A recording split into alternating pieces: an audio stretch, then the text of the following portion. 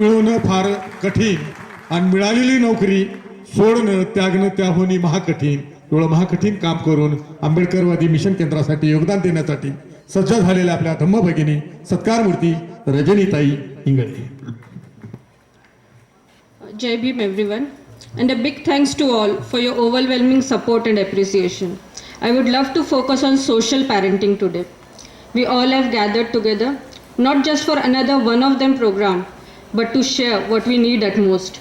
The thought to exceed on the path which Rajashri Shahu Maharaj and Dr. Babasaheb Ambedkar always wanted us to traverse and acquire, the foremost and truest democrats of India. Rajashri Shahu Maharaj, the king who really had a king-size heart, who initiated social parenting in the truest sense. He ruled to nurture, he led to flourish, and worked to uplift.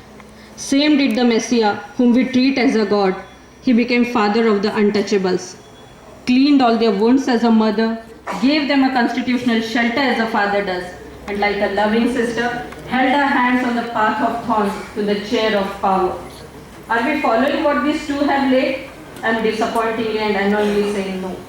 As every parent thinks of his child before he thinks of himself, Dr. Babasaheb Ambedkar and Rajashri Shahu Maharaj dreamt of an ideal nation, free of disparities and full of equal opportunities. I'm sure to say that these two were true nationalists and the only ones who understood the concept of nation. Are we all working on the right path and at the right pace for the sought nation building? I don't think so. I joined the services in December 2004 and continued it for 8 long years in a hope to make the difference, to search the chord which will play the instrument the most melodious way. But all in vain, as you all will agree, that we are in minority in implementing what needs to be. We have to have a fully loaded force of bureaucrats in every nook and corner of the system. I implemented something which was foremost drafted with a vested interest, as the one who drafted the policy and program were not who we are, but who are against us. We again need a fully loaded force at the topmost level to frame the nation. This made me think as a parent of an 8-year-old, as I need to think of his life of 100 years, I need to think of my society for coming 100 generations. I must quit to form the force, to build the ammunition, to train them all, fully equipped. As Dr. Babasaheb Ambedkar mentioned in the 5th chapter of his book Buddha and Karl Marx, that Lord Buddha found the causes of misery and unhappiness of man was his own misconduct. To remove the cause of misery, he preached the practice of Panchashil, that is to abstain from destroying or causing destruction of any living thing, to abstain from stealing, that is acquiring or keeping by fraud or violence the property of another, to abstain from telling untruth, to abstain from lust, to abstain from intoxicating drinks.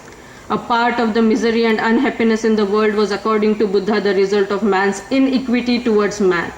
And for its removal, Buddha prescribed the Noble Eightfold Path, which includes right views, that is freedom from superstition, right aims, high and worthy of the intelligent and earnest, right speech, that is kindly, open and truthful, right conduct, that is peaceful, honest and pure, right livelihood, that is causing hurt or injury to no living being, right perseverance, right mindfulness, and right contemplation.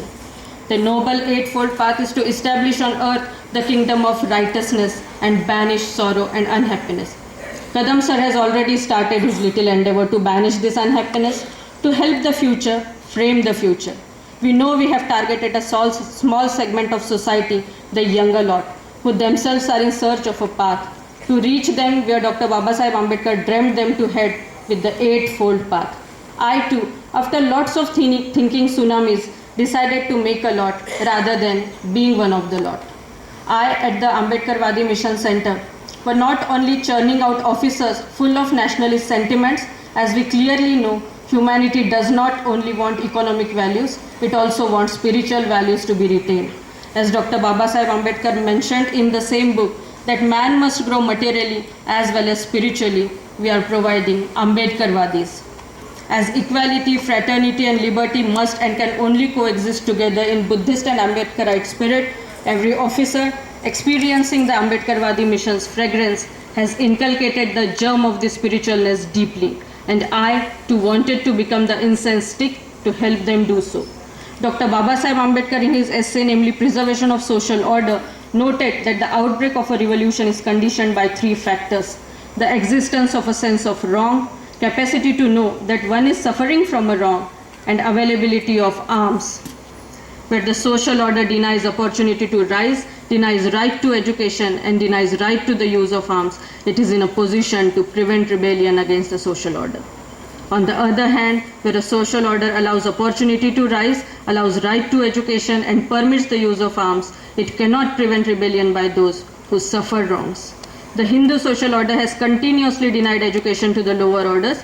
The result is that no one is conscious that in this low condition is a ground for grievance. To deny freedom of opportunity, to deny freedom to acquire knowledge, to deny the right to arms is a most cruel thing. And all we gathered here are obliged to remove this cruelty for once and all. The concept of gathering together, the intelligentsia of our times, is to seek what is sought and proceed. I will again come to the issue which interests me most and also is the prime necessity for building nation: socially sensitized parenting. I would love to address it as the future lies in the youngsters' hand. We need to enable them to become active participants in their own development and development of the nation. We must all work hard to create an atmosphere of open and frank discussions for the younger ones, including engagement with the media and civil society, to raise and address issues of their concerns, which we have started from a scratch in the Ambedkar Wadi Mission Center. In India, youngsters in the age group 0 to 14 comprise 1/3 of the total population of the country. Indian Constitution has accorded special privilege status to this group and duly supported it by legal protection. But this alone may not make them strong pillars of an ideal nation. We need to look inward, pose an example, incite motivation and zing, and allow them to blossom our motherland. Thank you very much and Jai Bhim. खरं तर मंडळी, आपल्या नागरी सत्काराला उत्तर दिलेलं आहे आजच्या सत्कारमूर्ती Rajnitai Ingle. आंबेडकरवादी mission केंद्राद्वारे करण्यात येणाऱ्या हे जे काही महत्त्वाचं काम आहे त्या कामामध्ये त्यांचं योगदान का त्यांच्या मनामध्ये का निर्माण झालेलं आहे अशा मनीषा त्यांनी या ठिकाणी व्यक्त केलेला आहे. मंडळी, 3 पॉवर फार महत्त्वाचे आहेत: मॅन, मनी आणि ब्रेन.